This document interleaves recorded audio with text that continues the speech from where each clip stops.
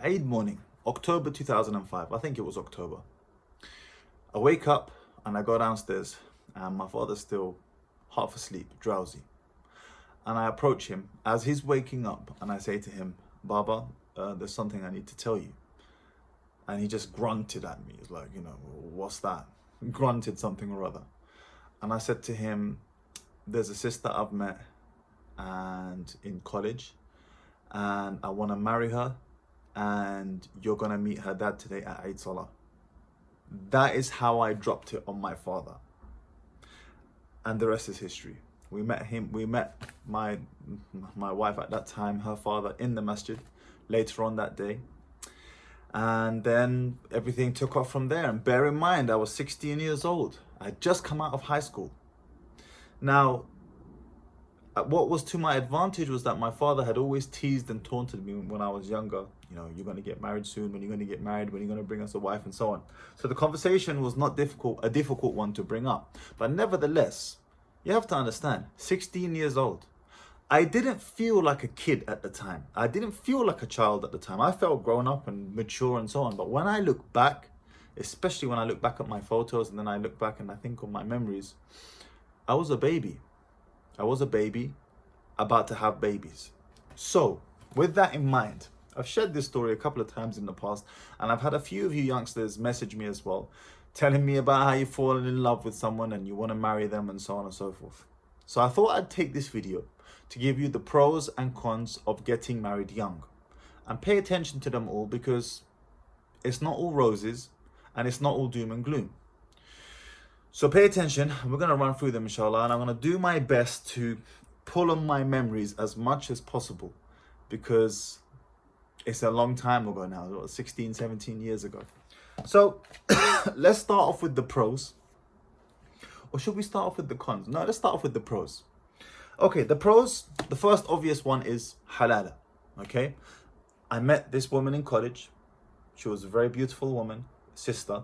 She was practicing, it appeared she was wearing hijab and abaya, and I wanted to take her seriously. Because I was raised in an Islamic household, the moment I saw that, and she was one of only 2 sisters in the entire college who were wearing abaya, specifically abaya. To the sisters watching, take note. I only took that woman seriously. My wife, my ex-wife. We're not married together anymore, but I'm just saying, I only took her seriously precisely because she was wearing abaya. Not just hijab, plenty of girls were wearing hijab, but abaya. And it turns out her father imposed it upon her, Jazakallah khair. But it was the reason that I decided to even consider her seriously. Because I was not practicing at the time. This is very important. I wasn't praying, I wasn't practicing. I was Muslim by identity, but I was not practicing the religion. But I saw that and I was like, we've got to take this seriously. We've got to take her seriously. And from start to finish, from the day that we met to the day that we got married, only 6 weeks or so elapsed. 6 to 8 weeks, I can't remember exactly now. No, it wasn't long. It wasn't long. From the day that we took each other seriously to the day that we got married, 6 weeks, 6 or 7 weeks. But that hinged upon me seeing a good potential mother to my children. Somewhere in the back of my mind, despite my youth, my young age, and the fact that I wasn't even practicing, I knew that if I was going to marry a sister, she had to be someone practicing, even though I wasn't. Now, she herself was not praying at that time either, but she gave the appearance of being practicing, and that's what triggered in my mind that, okay, I need to take her seriously. We can't mess around here. I can't take the PISS with a sister.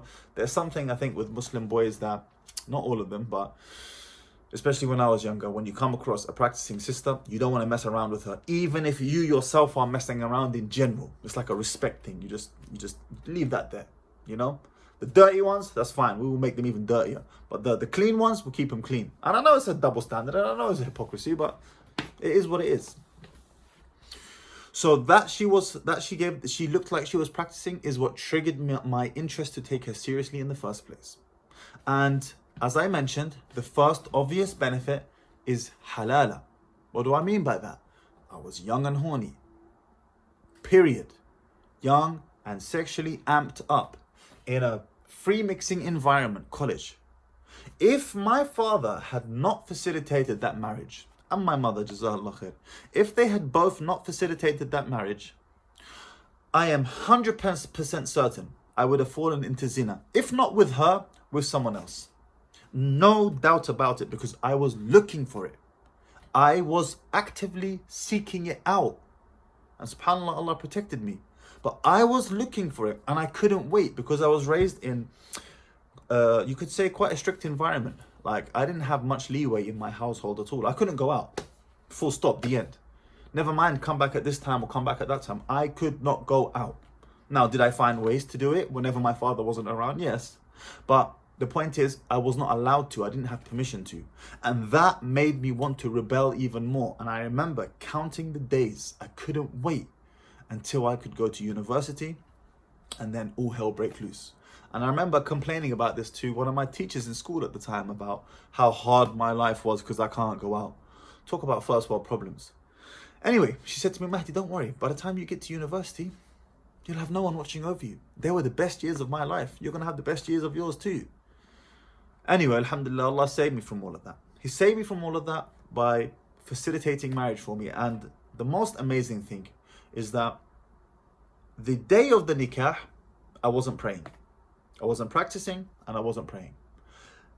The night of that nikah, from the time we did the nikah, which is the wedding ceremony, onwards, I never missed a single salah. On time, all the time, with the exception of me waking up late for having missed the alarm or whatever, but never intentionally. From that day forwards, it was almost as though Allah reformed my what's the word I'm looking for here? Because I'm trying to pick my words carefully. He reformed my interest and, not interest, the importance that I attached to the deen in a single night, in a single moment. And from that moment forward, I started practicing and praying, and my wife likewise. And I dropped all of the stupid things that I was doing. I even started wearing thobe to college. Like, you know, when you first start practicing the deen, you go like all in. I gave away all of my nice clothes. When I look back on it, it's like funny. When you first start practicing the religion, that's just the way it goes. So in a single night, it happened. And the following morning, because we were kids now, I had a school trip. I literally had a school trip the following day. Never mind a honeymoon. There's no time for a honeymoon. I had to go on this psychology trip the next day. And I remember, because it was a trip to London and in a big amphitheater. And I remember during the conference, I came out and I looked for a place to pray. And I just prayed there in the hallway. And I remember thinking to myself, 24 hours ago, I wasn't praying. 24 hours later, I'm not only praying, I'm praying in public, in front of people, which is so embarrassing for me normally. Normally, I don't even pray, never mind praying in front of other people. That's hidayah from Allah. And that's the beauty of halala. So, that's the first thing. I was able to have halala, which is to experience the intimacy of a woman in halal. That's the first major benefit, because if we are going to put our kids in free mixing environments, to the parents watching, don't be so delusional. Don't be delusional. Oh, my daughter, she will never, I don't know, she is good girl, she's good daughter, you know, she is so good. No, she's not. She's a bad girl. She's a naughty girl. And you are blissfully unaware. Blissfully unaware. What do you expect, Ibn Ammi? They're in a free mixing environment where this culture is promoted here in the West, and you can't keep tabs on them. And they are super horny. What do you expect? So I thank my parents for facilitating that, because at that moment, it was the right decision. Because if they didn't, I would have found another way. No doubt in my mind about it. So, first thing, halal. Second pro, kids young. And this is a double-edged sword, having kids young. But one of the major blessings of having children young is that your children grow up whilst you are still a child. Or at least relatively speaking. I'm 31 years old now, going on 32 in a couple of weeks' time. My eldest son is 14 years old. You can't tell whether he's my son or my brother anymore. He's 6'1". So he's very tall, he's a mature face. And you can't tell if he's my son or my brother. In fact, I've been having this ever since I was a kid. I remember when I first took him into the masjid, when he was maybe 3 months old, and people would ask me, oh, is that your baby brother? And that's been the story of my life, throughout my whole life. Because I had the kids so young, and the kids grow up with you young. You're young, you're fun, you're jumping up and down, left and right. I was wild when I was younger. Again, that's a double-edged sword, and I'm going to get to that later. But I was able to play with them like a kid because I was still a kid. So you grow up with your children young. And I hope to be made a young grandparent as well. I'm not going to lie to you. I want to be a grandparent before the age of 40. I do. I hope to be a grandparent before the age of 40. Maybe I'll get to see 5 generations in my lifetime if that perpetuates. Allahu A'lam. We'll see. So, your children young. A beautiful blessing. Third point.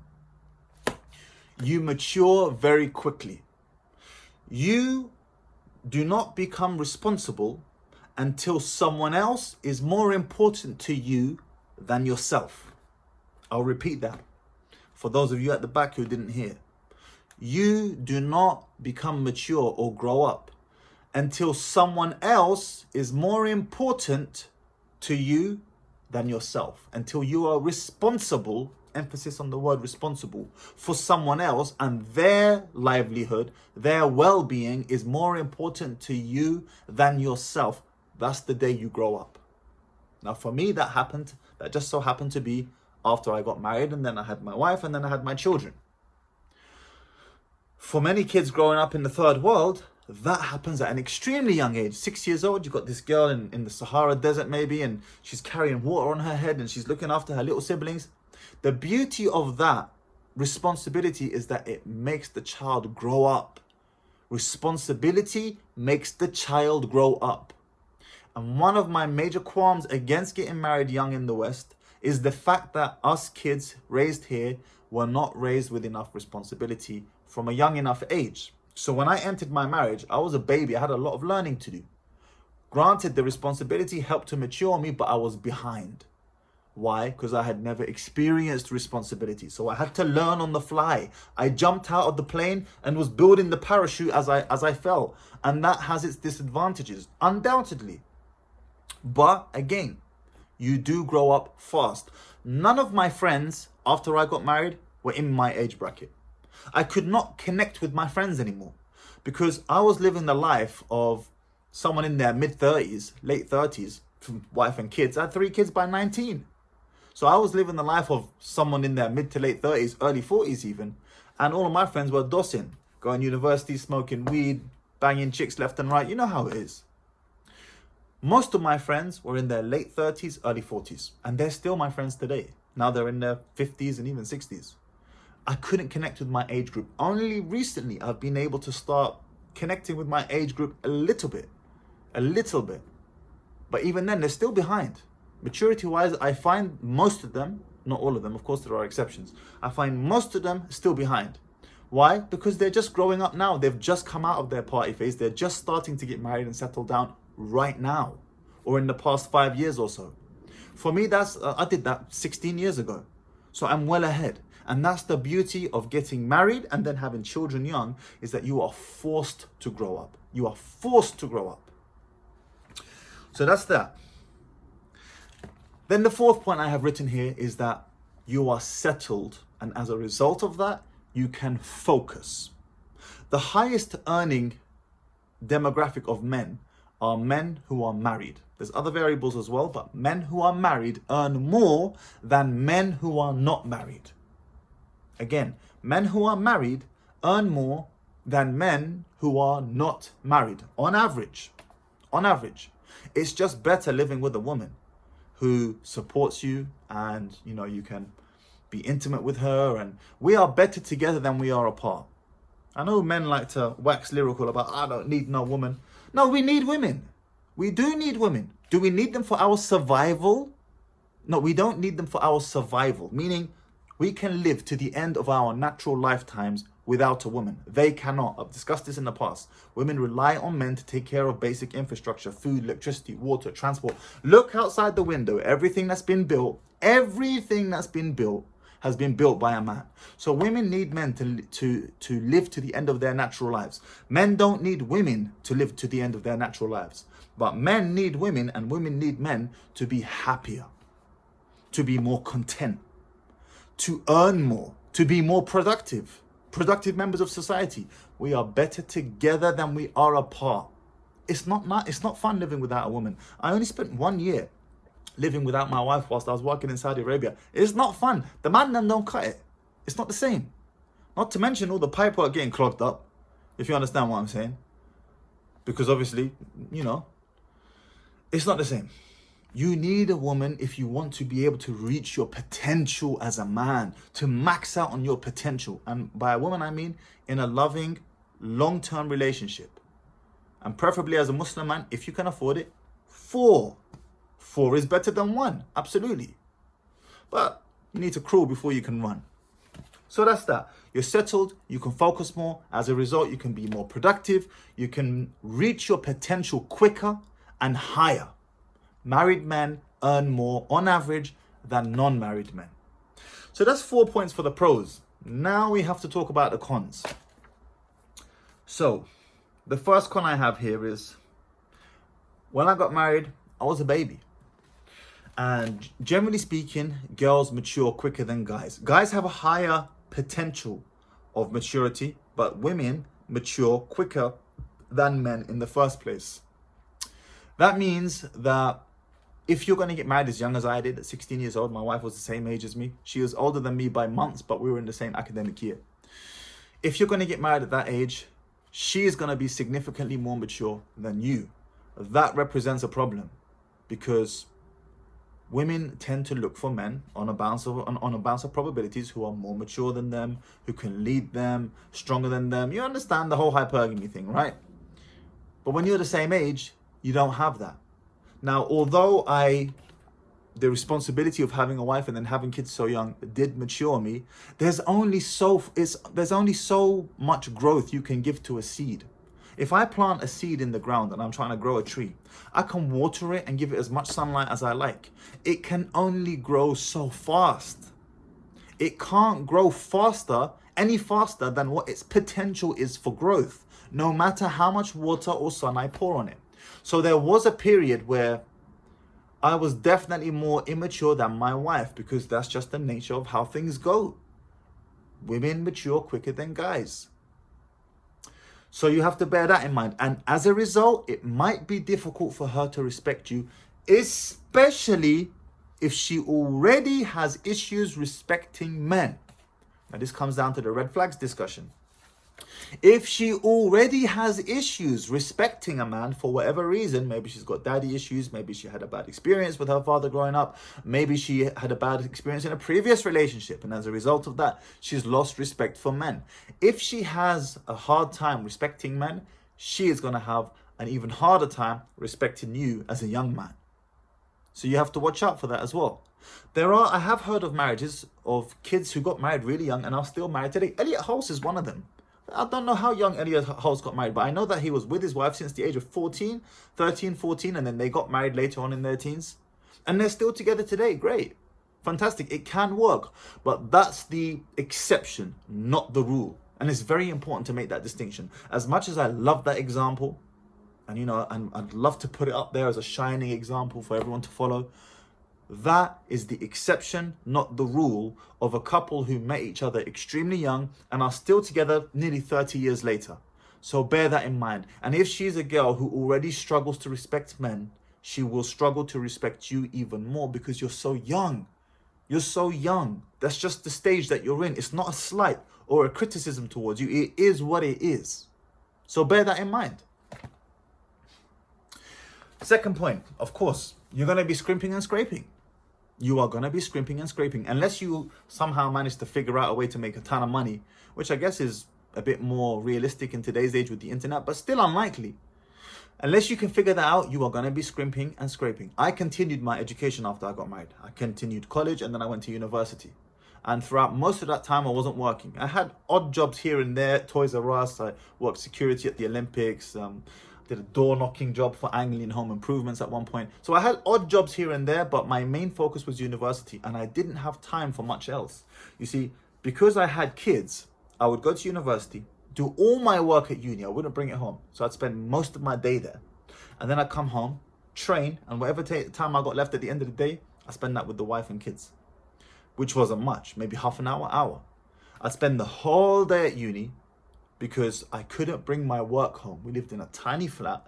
There was no peace. The wards were paper thin. No peace and quiet. I had to do all my work there. And I struggled with university. It wasn't easy. I studied sports and exercise science, and I realized I hated the subject. Hence why you don't see me taking many sports videos or anything like that. I enjoy doing sport. I don't enjoy teaching it. So for me, getting through that was like nails on a chalkboard. Extremely difficult. Very hard. But I did all my work there. Then I would come home, train, go to the gym. I've always been in the gym. That's like my outlet. And then I come home. Whatever time is left at the end of the day, that's the time I spend with the missus and the children. And oftentimes it was little to none. Little to none. So you will be scrimping and scraping. I didn't have time for a job. I literally did not have time. I would be studying the whole day long. You could argue that I could have swapped out the gym and then worked instead. I wasn't prepared to do that. It was just too important to me. I needed that outlet. So, okay, you're going to have choices and trade-offs that you're going to have to make. It's not easy. It's hard. And this is the fundamental message I want to get across to you. If you're going to do this, there is no easier option. There is no better option. There's the halal option, which is of course better, طبعا, but that presents another set of challenges for you to have to consider. So, choices and trade-offs. Choices and trade-offs. You are going to have to decide what's most important to you, and then which disadvantages or drawbacks you are prepared and willing to live with. There's no easier option. Scrimping and scraping, you're not going to have much money. That might be a bit of an issue for her, by the way.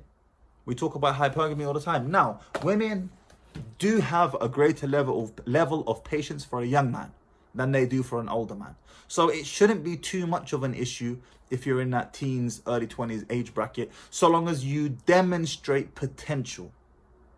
It shouldn't be too much of an issue, but nevertheless, that burden of performance is hanging over your head like a dark rain cloud. You're going to have to perform sooner or later.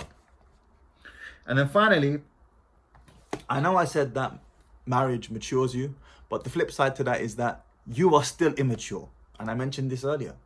You can put a seed in the ground and water it and give it as much sunlight as you like. Ultimately, it's gonna grow at a fixed pace. It can't outgrow itself. You can't have a baby in 1 month just because you got 9 women pregnant. That's a Warren Buffett quote. You can't. Things take time. Things take time to grow and to mature, and that's especially the case for a man. Men are like wine. It takes time for a fine wine to mature. Not that I've tasted it, but I know. It takes time for a fine wine to grow up and mature. So, if you were to ask me, Mahdi, what would be your advice to me? Should I get married young or not? Should I get married at 16, 17, 18, 19? Should I do this or not? This would be my response. If you fear haram, you're going to commit zina, you're going to commit fornication, adultery, you're going to sleep with her outside of marriage, then you don't have a choice, Habibi. If you fear that if you don't do this now, I am definitely going to commit haram, then it is wajib upon you. You don't have a choice. You have to get married. You must. But if you can wait, even if it's just a few years, this would be my recommendation. Despite the fact that it is a huge blessing having children very young, and I wouldn't swap that for anything, because I really appreciate how close in age I am with my sons. But if you can wait, I recommend you wait.